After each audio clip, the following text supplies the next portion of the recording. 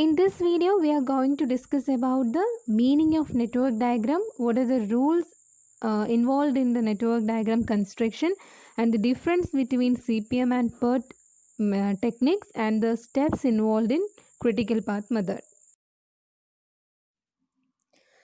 Network diagram. It's a graph which is drawn by connecting the various activities and events of a project. അതായത് നമുക്കറിയാം പ്രോജക്റ്റിൽ എന്ന് പറയുമ്പോൾ it's A combination of activities and events. ഈ ആക്ടിവിറ്റീസിനെയും ഇവൻറ്റ്സിനെയും നമ്മൾ graphically അല്ലെങ്കിൽ പിക്ടോറിക്കൽ represent ചെയ്യുന്നതിനെയാണ് നമ്മൾ എന്തെന്ന് പറയുന്നത്, നെറ്റ്വർക്ക് ഡയഗ്രം എന്ന് പറയുന്നത്. ഈ നെറ്റ്വർക്ക് ഡയഗ്രത്തിനകത്ത് നമ്മൾ ആക്ടിവിറ്റീസിനെയും റെപ്രസെൻറ്റ് ചെയ്യും, ഇവൻറ്റ്സിനെയും റെപ്രസെൻറ്റ് ചെയ്യും. നമ്മൾ നേരത്തെ പറഞ്ഞതുപോലെ ആക്ടിവിറ്റീസിനെ നമ്മൾ ആരോസ് യൂസ് ചെയ്ത് റെപ്രസെൻറ്റ് ചെയ്യുമ്പോൾ ഇവൻറ്റ്സിനെ നമ്മൾ സർക്കിൾസ് യൂസ് ചെയ്താണ് റെപ്രസെൻറ്റ് ചെയ്യുന്നത്. ഇനി ഈ നെറ്റ്വർക്ക് ഡയഗ്രാമിൽ തന്നെ രണ്ട് തരത്തിലുണ്ട്. ഇവൻറ്റ് ഓറിയൻറ്റഡ് ഡയഗ്രാംസും ഉണ്ട്, ആക്ടിവിറ്റി ഓറിയൻറ്റഡ് ഡയഗ്രാംസും ഉണ്ട്. ഇതിൽ നമ്മൾ നെറ്റ്വർക്ക് ടെക്നിക്സിനകത്ത് പറഞ്ഞു പെർട്ട്, CPM അങ്ങനെയുള്ള ഐറ്റംസിൽ നമുക്ക് മെയിൻ പഠിക്കാനുള്ള രണ്ടെണ്ണം പെർട്ടും CPM-ഉമാണ്. ഇതിൽ പെർട്ട് എന്ന് പറയുന്നത് ഇവൻറ്റ് ഓറിയൻറ്റഡ് ഡയഗ്രാംസും CPM എന്ന് പറയുന്നത് ആക്ടിവിറ്റി ഓറിയൻറ്റഡ് ഡയഗ്രാംസുമാണ്. Then the rules for constructing network diagram, that means what are the rules we have to follow while we are constructing a network diagram. ഇതിൽ വേറൊന്നുമില്ല, നമ്മൾ നെറ്റ്വർക്ക് ഡയഗ്രാം കൺസ്ട്രക്ട് ചെയ്യുമ്പോൾ ശ്രദ്ധിക്കേണ്ട കാര്യങ്ങൾ എന്തൊക്കെയെന്ന് വെച്ചാൽ, മോസ്റ്റ് ഇമ്പോർട്ടൻ്റ് എന്ന് പറയുന്നത് നമ്മൾ എപ്പോഴും ഈ ഒരു നെറ്റ്വർക്ക് ഡയഗ്രാം ആക്ടിവിറ്റി വെച്ച് കണക്ട് ചെയ്ത് വരയ്ക്കുമ്പോൾ ഫ്രം ലെഫ്റ്റ് ടു റൈറ്റ് ആണിത് മൂവ് ചെയ്യുന്നത്. ഒരിക്കലും ഒരു ബാക്ക്വേർഡ് മൂവ്മെൻറ്റ് ഉണ്ടാവില്ല. എപ്പോഴും നെറ്റ്വർക്കിൻ്റെ മൂവ്മെൻറ്റ് ലെഫ്റ്റ് ടു റൈറ്റ് ആയിരിക്കും. അതുപോലെ നമ്മൾ ആക്ടിവിറ്റി ഇവൻറ്റും പറഞ്ഞു. ഇതിൽ ആക്ടിവിറ്റീസിന് ആരോസ് യൂസ് ചെയ്താണ് റെപ്രസെൻറ്റ് ചെയ്യുന്നത്. അപ്പോൾ ഇവിടെ നമ്മൾ ചെയ്യുന്നത് എങ്ങനെയാണെന്ന് വെച്ചാൽ, ഇവൻറ്റ്സ് അല്ലെങ്കിൽ നോഡ്സ് എന്ന് പറയും, നമ്മൾ റെപ്രസെൻറ്റ് ചെയ്യുന്നത് സർക്കിൾസ് വെച്ചിട്ടാണ്. അപ്പോൾ ഇപ്പോൾ 2, 3 എന്ന് പറയുന്ന ഒരു ആക്ടിവിറ്റി കണക്ട് ചെയ്യുമ്പോൾ ഒറ്റ ആരോയെ 2-ൽ നിന്ന് 3-ലേക്ക് വരയ്ക്കാവൂ, ഒന്നിലധികം ആരോസ് വരയ്ക്കാൻ പാടില്ല. അതുപോലെ നമ്മൾ നോഡ് എന്ന് പറയുമ്പോൾ ഇവൻറ്റിനെയാണ് നമ്മൾ നോഡെന്നും പറയുന്നത്. ഈ ഇപ്പോൾ നമ്മൾ 2 to 3 ഒറ്റ ഇത് വരച്ചു എങ്കിൽ 2 to 4 എന്ന് പറയുന്നത് നെക്സ്റ്റ് ആരോ വേണം വരയ്ക്കാൻ. 2 to 3-ലേക്കോ 2 to 4-ലേക്കോ 2 ആരോസ് വെച്ച് വരയ്ക്കാൻ, ഡബിൾ ലൈൻ വെച്ച് വരയ്ക്കാൻ പാടില്ല. അത് വരയ്ക്കുന്ന സിറ്റുവേഷൻ വേറെയാണ്. ഇപ്പോൾ സാധാ ഒരു കൺസ്ട്രക്ഷനിൽ വരയ്ക്കാൻ പാടില്ല, ഒറ്റ ആരോസേ എല്ലാ ആക്ടിവിറ്റി ഫോളോ ചെയ്യാം. അതുപോലെ നമ്മുടെ ബിഗിനിങ്ങിലും ഒരു ഇവൻ്റ് ഉണ്ട്, എൻഡിലും ഉണ്ട്. അതായത് ബിഗിനിങ് നോഡും ഉണ്ട്, എൻഡിങ് നോഡും ഉണ്ട്. ഈ 2 നോഡ് ഒഴിച്ച് ബാക്കി എല്ലാ നോഡ്സിലും, നോഡെന്ന് പറഞ്ഞാൽ ഇവൻറ്റ്, എല്ലാ ഇവൻറ്റ്സിനും അറ്റ്ലീസ്റ്റ് 1 പ്രെഡസസറും ഒരു സക്സസറും മസ്റ്റായിട്ടും ഉണ്ട്. പിന്നെ ആരോസ് എന്ത് ചെയ്യാൻ പാടില്ല, ഇൻറ്റർസെക്റ്റ് ചെയ്ത് വരയ്ക്കാനായിട്ട് പാടില്ല. അതുപോലെ ഡമ്മി ആക്ടിവിറ്റീസിന് നമ്മൾ എപ്പോഴും ഡോട്ടഡ് ലൈൻ ഉള്ള ആരോസ് യൂസ് ചെയ്തിട്ടാണ് റെപ്രസെൻറ്റ് ചെയ്യുന്നത്. So we can look what are the differences between CPM and PERT. As we already told that CPM is an activity oriented network diagram, whereas PERT is a event oriented network technique, not diagram, technique. So the first difference is, under CPM it give more importance to activities, and in the case of PERT it give more importance to events. Then second one, CPM-ൽ time estimates, CPM use ചെയ്ത് calculate ചെയ്യുന്ന time estimates പെർട്ടിനെ compare ചെയ്ത് നോക്കുമ്പോൾ കൂടുതൽ accurate ആണ്. പിന്നെ നമ്മൾ പറയുകയാണെങ്കിൽ CPM-ൽ അവർ കോസ്റ്റ് ഓപ്റ്റിമൈസേഷനാണ് ചെയ്യുന്നതെങ്കിൽ പെർട്ടിൽ ടൈം ഓപ്റ്റിമൈസേഷനാണ് അല്ലെങ്കിൽ ടൈം മിനിമൈസേഷനാണ്. ഇവിടെ കോസ്റ്റ് ആയാലും ടൈം ആയാലും നമ്മൾ ഓപ്റ്റിമൈസ് ചെയ്യുക എന്ന് പറഞ്ഞാൽ കുറച്ച് വെക്കുക എന്നുള്ള മീനിങ് വേണം എടുക്കാൻ. അപ്പോൾ CPM-ൽ കോസ്റ്റ് ഓപ്റ്റിമൈസേഷൻ എന്ന് പറയാൻ കാരണം ഇവർ കോസ്റ്റിനാണ് കൂടുതൽ ഇമ്പോർട്ടൻസ് കൊടുക്കുന്നത്, ടൈമിനല്ല. അതുകൊണ്ട് തന്നെ അവരവിടെ പറയുന്നത് cost is not directly proportional to time under CPM method.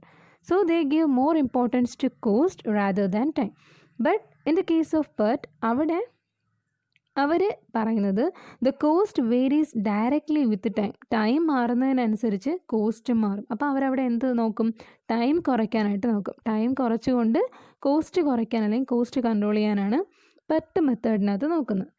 Then CPM ഒരു ഡിറ്റർമിനിസ്റ്റിക് മോഡൽ എന്ന് പറയുമ്പോൾ പെർട്ട് ഒരു പ്രോബബിലിസ്റ്റിക് മോഡൽ എന്നാണ് പറയുന്നത്. കാരണം CPMലാണ് കുറച്ചുകൂടി ആക്യുറേറ്റ് ആയിട്ടുള്ള ടൈം എസ്റ്റിമേറ്റ് കിട്ടുന്നത്.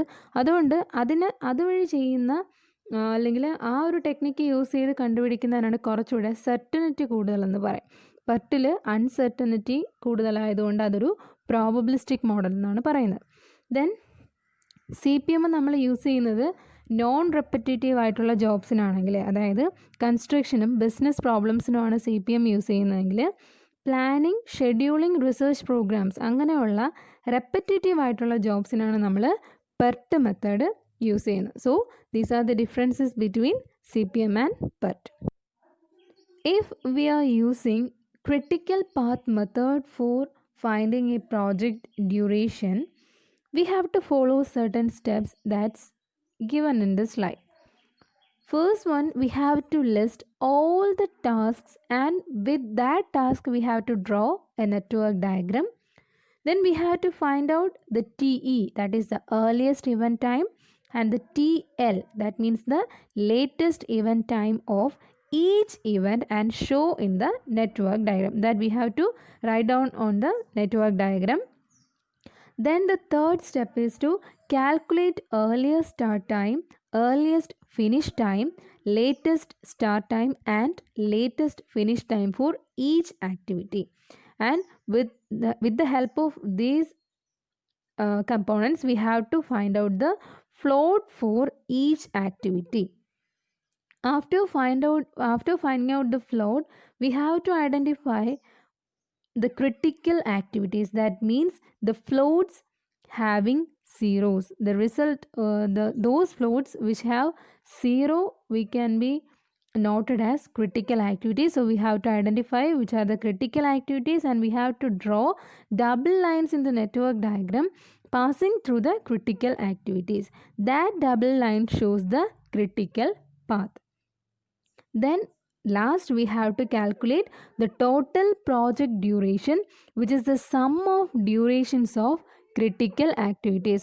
If we get 3 or more paths, we have to select a path having more days as project duration, as we already discussed about the selection of that critical path. So we have to give more importance, or we have to take the path having more days or more duration as the result. Next നമ്മൾ നോക്കാൻ പോകുന്നത് what are the steps involve in PERT calculation. അതായത് നമ്മൾ CPMൽ നോക്കിയതുപോലെ തന്നെ PERT technique use ചെയ്തും project duration കണ്ടുപിടിക്കാൻ കുറച്ച് steps നമ്മൾ ഫോളോ ചെയ്യണം. ഇതിനകത്ത് ഫസ്റ്റ് എന്ന് പറയുന്നത് നമ്മൾ കണ്ടുപിടിച്ചതുപോലെ തന്നെ തന്നിരിക്കുന്ന പ്രോബ്ലത്തിൽ നിന്ന് ഇവൻറ്റ്സും ആക്ടിവിറ്റീസും ഐഡൻറ്റിഫൈ ചെയ്യുക, അതിൻ്റെ സ്യൂട്ടബിൾ ആയിട്ടുള്ള നെറ്റ്വർക്ക് ഡയഗ്രാം വരയ്ക്കുക. ദെൻ ഇവൻറ്റ്സ് എപ്പോഴും ലെഫ്റ്റ് ടു റൈറ്റ് അസെൻഡിങ് ഓർഡറിലായിരിക്കും നമ്പർ ചെയ്തിരിക്കുന്നത്. 1, 2, 3 എന്ന് പറഞ്ഞ കോൺസിക്യൂട്ടീവ് നമ്പേഴ്സ് ആയിരിക്കും. ദെൻ നമ്മൾ ഇത് വെച്ചിട്ട് എന്ത് കണ്ടുപിടിക്കണം? 3 തരത്തിലുള്ള ടൈം എസ്റ്റിമേറ്റ്സ് കണ്ടുപിടിക്കണം. അതിൽ പെസിമിസ്റ്റിക് ഉണ്ട് TP, മോസ്റ്റ് ലൈക്ലി ഉണ്ട് TM ആൻഡ് ഓപ്റ്റിമിസ്റ്റിക് ഉണ്ട് TO. ഈ 3 വെച്ചിട്ട് നമ്മൾ എന്ത് ചെയ്യണം? എക്സ്പെക്റ്റഡ് ടൈം കമ്പ്യൂട്ട് ചെയ്യണം. അത് കാൽക്കുലേറ്റ് ചെയ്യാനുള്ള equation TE is equal to TO plus 4TM plus TP the whole divided by 6. ഇത് ചെയ്യുമ്പോൾ നമുക്ക് എക്സ്പെക്റ്റഡ് ടൈം കിട്ടും. ഈ ഓരോ ആക്ടിവിറ്റിയുടെ എക്സ്പെക്റ്റഡ് ടൈം വെച്ചിട്ട് നമ്മൾ TEയും കണ്ടുപിടിക്കണം, TLയും കണ്ടുപിടിക്കണം. ഓരോ ഇവൻറ്റിൻ്റെയും ഏർലിയസ്റ്റ് ഇവൻറ്റ്സ് ടൈമും കണ്ടുപിടിക്കണം, ലേറ്റസ്റ്റ് ഇവൻറ്റ്സ് ടൈമും കണ്ടുപിടിക്കണം. ദെൻ ഇത്രയും കാൽക്കുലേഷൻ കഴിഞ്ഞിട്ട് നെക്സ്റ്റ് നമ്മൾ കാൽക്കുലേറ്റ് ചെയ്യാനുള്ളത് ഫ്ലോട്ടാണ്. ഫ്ലോട്ടിൻ്റെ, അതായത് ഏത് ആക്ടിവിറ്റിയുടെ ആണോ ഫ്ലോട്ട് 0 ആയിട്ട് വരുന്നത് അതിനെ നമ്മൾ ക്രിട്ടിക്കൽ ആക്ടിവിറ്റീസ് എന്ന് പറയും. ഈ ക്രിട്ടിക്കൽ ആക്ടിവിറ്റീസിൻ്റെ ഹെൽപ്പോട് കൂടി നമ്മൾ എന്ത് ഡിറ്റർമിൻ ചെയ്യുക? ക്രിട്ടിക്കൽ പാത്ത് ഡിറ്റർമിൻ ചെയ്യുക.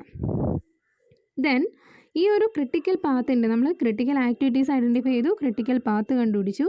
ഈ ക്രിട്ടിക്കൽ പാത്തിൻ്റെ ടൈം എസ്റ്റിമേറ്റ്സിൻ്റെ സം എടുക്കുക. അപ്പോൾ നമുക്ക് ടോട്ടൽ എക്സ്പെക്റ്റഡ് ഡ്യൂറേഷൻ ടൈം കിട്ടും. അതിനുശേഷം നമുക്ക് എന്ത് കണ്ടുപിടിക്കണം? എല്ലാ ആക്ടിവിറ്റീസിൻ്റെയും വേരിയൻസ് കണ്ടുപിടിക്കണം. വേരിയൻസ് കണ്ടുപിടിക്കാനുള്ള equation TP minus TO divided by 6 the whole square. ഈ ഒരു ഇക്വേഷൻ യൂസ് ചെയ്തിട്ട് ഓരോ ആക്ടിവിറ്റീസിൻ്റെയും വേരിയൻസ് കണ്ടുപിടിക്കുക. ദെൻ പ്രോജക്റ്റ് ഡ്യൂറേഷൻ്റെ വേരിയൻസ് എന്ന് പറയുമ്പോൾ ഈ ഓരോ കണ്ടുപിടിച്ചതിൻ്റെയും സമ്മാണ് നമ്മൾ പ്രോജക്റ്റ് ഡ്യൂറേഷൻ്റെ വേരിയൻസ് ആയിട്ട് പറയുന്നത്.